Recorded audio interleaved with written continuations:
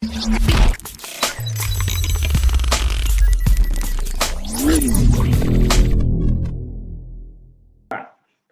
return to sport. Sportnya ini saya kasih tanda kutip, karena belum pasti dia langsung balik ke olahraga yang sifatnya kompetisi.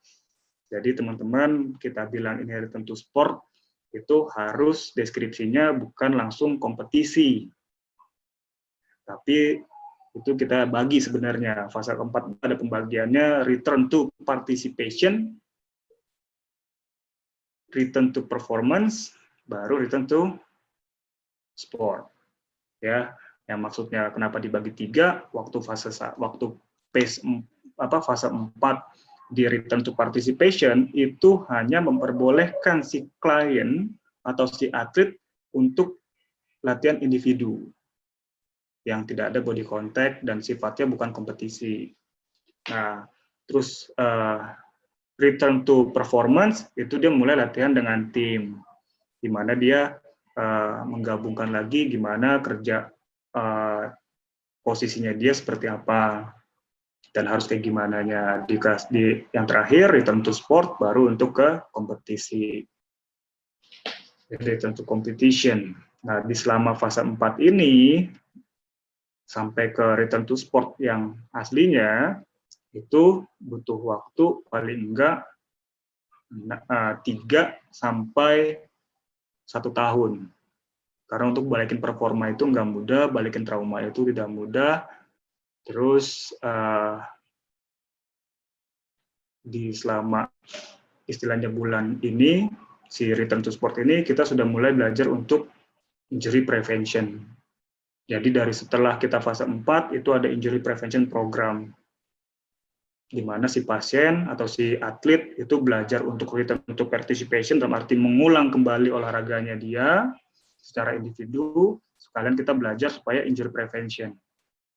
Apa yang kemarin karena benturan kah, atau misalkan karena faktor kelelahan kah, atau karena faktor tidak stabilnya si lutut, atau kegemukan, nah itu yang kita pakai untuk injury prevention program.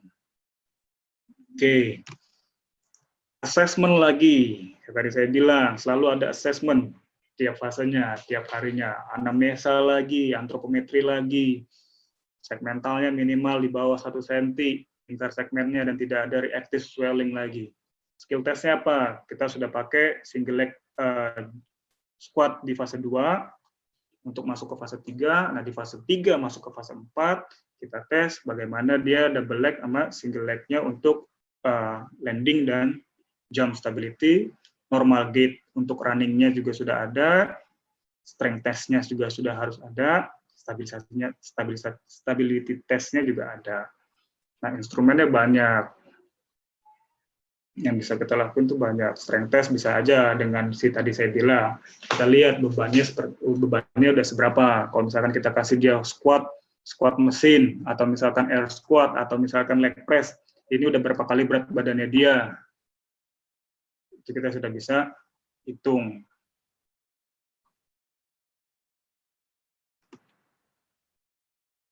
Nah, kalau misalkan perihal, mumpung ingat, perihal kita naikin beban,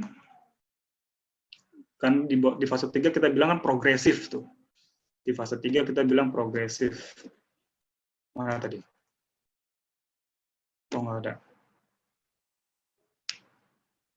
Nggak ada. Oh, ini dia. Ini kan kita bilang progresif weight training. Ini naikin bebannya jangan cepet-cepet. Kalau misalkan sekarang baru 50 kilo, tahan dulu di situ. Tahan di situ, paling kita mainin perihal si repetisi dengan si setnya. Jadi kalau misalkan dia sudah enteng, panjangin repetisinya, banyakin repetisinya atau banyakin setnya, tapi bebannya masih segitu. Untuk berikutnya, baru kita naikin si beban. Misalkan 2 minggu atau 3 minggu pasca latihan beban yang 50 kilo, 2 minggu, 3 minggu kemudian baru kita tes lagi untuk bebannya bisa naik lagi atau tidak 10% ke atas. Tadinya 50 kilo, coba kita bikin 60 kilo, naikin per 3 minggu atau per 2 minggu, tapi dilihat dari bagaimana si pasien adaptasi dengan beban.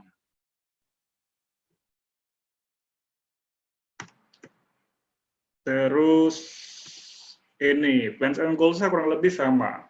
continue, seperti progress strengthening dan proprioceptive exercise dalam arti strength dan stabilisasinya.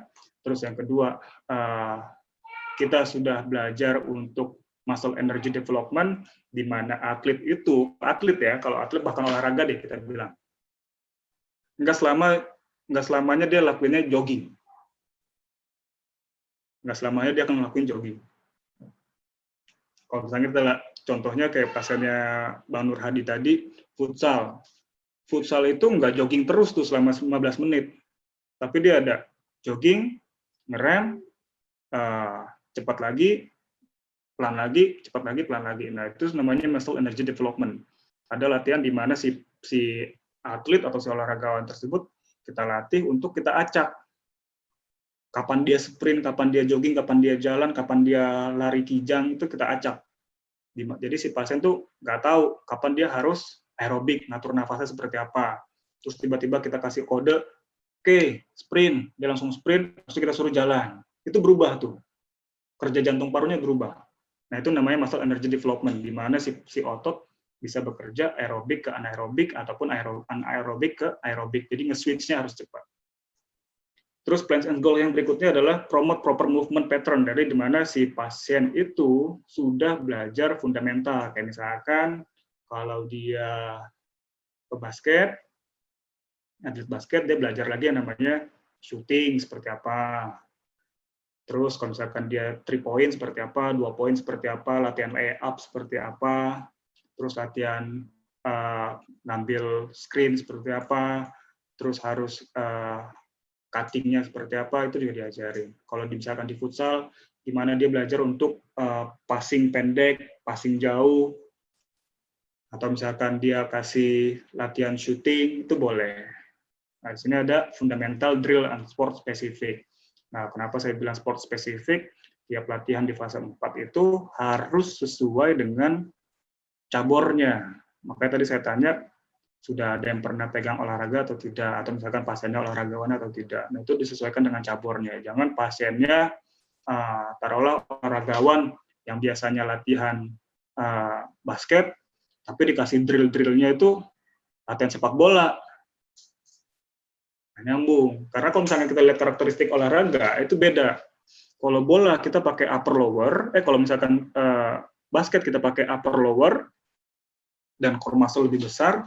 Sedangkan kalau misalkan kita lihat di si futsal, lebih dominan core dengan lower-nya, terus gerakannya bisa lebih cepat. Kadang juga dia bisa atur tempo. Sedangkan di basket, body contact itu terlalu besar resikonya. Kalau misalkan kita lihat di sepak bola, larinya tuh selalu lurus. Jarang pemain sepak bola tuh yang larinya belok-belok kayak si pemain futsal atau kayak si pemain basket. Jadi dari karakteristik olahraga aja beda, makanya kita bikin fundamental drill-nya itu juga beda. Nah, kalau misalnya kita bikin individual exercise program, lagi-lagi saya kosongin, saya nggak taruh nama latihannya apa-apa aja, karena di sini takutnya saya taruh nama latihannya jadi mutlak di copy. Oh, ini pasien ini harusnya dikasih ini, enggak. Nanti kita bisa tentuin nih, kira-kira si pasien butuh exercise yang seperti apa. Nah, dari yang tadi, plans and goal kita sambungin buat jadi individual exercise program. Kita butuh strength and stability. Nah, di sini saya bilang, kenapa ada continue dan progressive to develop muscle strength and mass. Nah, ini sebenarnya deskripsinya adalah deskripsi dari fase 2. Di mana dia melanjutkan dari fase 2, habis itu dilanjutkan ke fase 3 dengan nilai latihan, dengan nilai beban yang progresif untuk memperbesar atau meningkatkan kekuatan si otot dan massa ototnya. Terus yang kedua, perihal cardiovascular training, progressive running program, interval training, atau muscle energy development. Jadi, jangan latihan yang jogging, segitu aja pace-nya, segitu aja speed-nya. Kita harus kadang rubah. Boleh kita buat naik turun, atau pakai muscle energy development yang tadi, lebih acak. Nah, cuma di fase 4, kita kasih yang namanya plyometric training. Targetnya adalah coordination and explosive power, di mana di sini udah banyak drill, di mana di sini kita sudah kasih kelincahan, di sini kita kasih yang namanya kecepatan reaksi, di sini kita ajarin si pasien untuk gimana dia lari sekencang-kencangnya, habis itu untuk memperlambat kecepatannya, deceleration. Habis itu kita ajarin yang namanya fundamental drill, kayak tadi saya bilang, antara dia jump shot, untuk di basket, atau misalkan dan dia lay up, itu caranya seperti apa, terus kalau misalkan di sepak bola, atau misalkan di futsal, gimana dia untuk passing, habis itu cutting, bagaimana dia lari dari lurus tiba-tiba belok ke kiri, belok ke kanan, ataupun zigzag, itu diajari di sini. Nah, ini yang tadi saya maksud. Jadi kalau misalkan di fase tadi ini kita bilang ada promote proper movement pattern atau sport specific training program, ini yang kita bahas tadi. Latihannya apa nih? Kalau misalkan dari fase 4 boleh nggak? Misalkan dia sudah 6 bulan, boleh nggak dia latihan lapangan? Boleh. Boleh. Karena ntar setelah fase 4 ini, sebelum fase 4 ini selesai, kita udah mulai ajarin fundamental drill. Kalau misalkan kita lihat dari suggest practice, kita hanya boleh kasih di nomor 2, hanya fundamental drill. Nah, setelah fase 4 ini selesai, baru kita ajarin yang namanya dia di lapangan tuh belajar movement pattern. Walaupun di fase 4 kita udah kasih, karena di fase 4 kita udah bahas adanya plyometric training ya. Agility, reaction time, sama akselerasi, deselerasi. Nah, dari gerakan agility drill atau reaction time, itu ada ini, sprint. Ada gerakan shuffle, ada gerakan karyoka, ada gerakan zigzag, ada gerakan cutting atau change of direction. Itu ada. Nah, cuma setelah di fase 4, setelah selesai fase 4, ini akan lebih dikomplekskan. Jadi digabungin ke arah bagaimana dia pola bermain timnya. Kalau misalkan di sini kan ada fase nomor 3 tuh one on one drills. Jadi si pemain si atlet atau misalkan si pasien boleh passing-passingan, boleh gocek-gocek, tapi tidak boleh ada kontak dan nggak boleh langsung cepat. Jadi pelan-pelan dulu, bagaimana dia nginget-nginget lagi gerakan dasarnya seperti apa, kuda-kuda yang dibutuhin itu seperti apa, itu dilakuin. Nah, setelah itu adaptasinya sudah bagus, baru kita kasih dia yang full speed dengan dikasih lawan yang sesekali dibolehkan untuk adanya kontak. Nah, setelah one-on-one drills ini sudah oke, kita masukin dia ke si nomor 4. Coba dia digabungkan dengan timnya. Bagaimana si pemain itu main pola. Mungkin di sini yang nggak semua teman-teman tahu pola basket atau pola futsal atau pola sepak bola. Jadi susunan formasinya seperti apa, cara bermainnya seperti apa, di sini udah mulai dicoba nih. Tapi balik lagi, tes yang pertama, waktu dia pertama kali kita kasih tim scrimmage, itu tidak boleh ada kontak. Jadi teman-temannya itu diingatkan, teman setimnya diingatkan, jangan ada kontak dulu. Biar dia ingat dulu polanya, gerakannya seperti apa, dia dari abis passing ke sini, dia harus kemana, dia harus ngapain, itu dia ingat dulu. Setelah itu sudah bisa, gerakannya sudah bagus, baru kita mulai ikutin dia untuk full scrimmage. Dalam arti adanya kontak. Ya, ini masih sama timnya sendiri. Makanya saya bilang nggak bisa langsung ke sifatnya kompetisi. Nah, kalau misalkan pasiennya bukan atlet, Kak, nggak ada timnya, ya sudah, kalau dia masih mau main olahraga, pas ke fase 4, dia main sama teman-teman yang dia kenal dulu. Jangan langsung sparring atau tarkam. Resikonya besar. Jadi dia belajar lagi gimana dia caranya matching dengan si teman-temannya itu gimana. Terus yang kelima, restricted play. Dalam arti si pasien atau si atlet ketika dia sudah boleh main olahraga, boleh olahraga lagi untuk return to sport, dia harus dikasih minute play itu bertahap. Waktu bermainnya bertahap. Istilahnya kalau di sepak bola mungkin dia nggak bisa diganti sembarangan kayak futsal atau kayak basket ya. Jadi misalkan di sepak bola, oke, dia dikasih hanya 30 menit, habis itu diganti. Cuma kan nggak bisa main lagi. Tapi kalau misalkan di futsal, di basket, itu bisa, oke, lo main dulu 2 menit, kita lihat kalau misalkan dia ada takut-takut, langsung kita tarik. Karena ini, kenapa saya bilang di sini, karena ada situasi. Kalau misalnya kita pegang tim olahraga, pemain yang ketahuan itu dia habis cedera, itu bakal diserang habis-habisan sama lawan. Bakal diprovokatorin untuk ke situ. Jadi di sini sudah harus ada suggest practice program. Jadi jangan sekedar pasien udah selesai fase 4, habis itu sudah lepas tangan, enggak. Tapi kita bisa ngobrolin dengan si pelatih atau si pemain sendiri untuk latihan itu. Sebentar.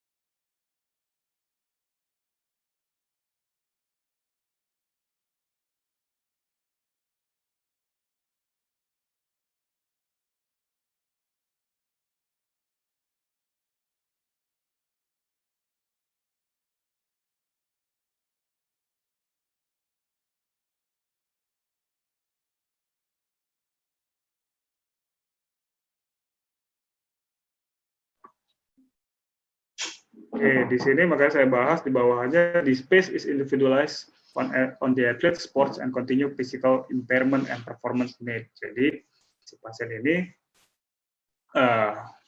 nggak bisa langsung tiba-tiba kita kagetin dengan beban latihan atau beban kompetisi yang cukup besar. Nah, untuk dia melakukan return to team, latihan dengan timnya, ada beberapa kriteria atau pembatasan yang bisa kita lakuin, bisa kita kasih tahu, baik itu ke si pemain ataupun ke coaching staff, termasuk dari waktu bermain, beban latihannya, sama spesifik aktivitas. Apa? Oke, bos.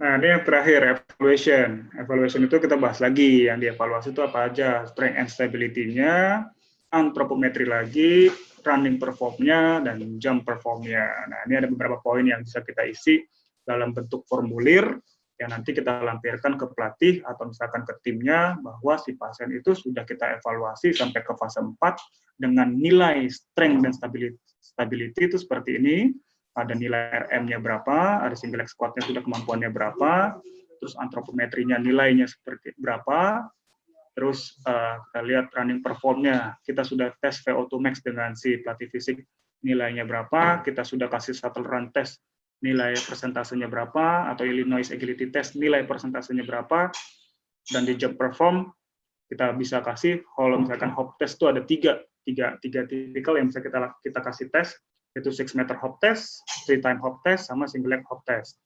Kalau misalkan 6 meter hop test, yang kita lihat adalah jumlah lompatan dalam 6 meter dan waktunya, 3 time hop test kita lihat si jaraknya, single leg hop test kita lihat jaraknya, kita bandingkan antara kaki yang sehat dengan kaki yang pasca operasi.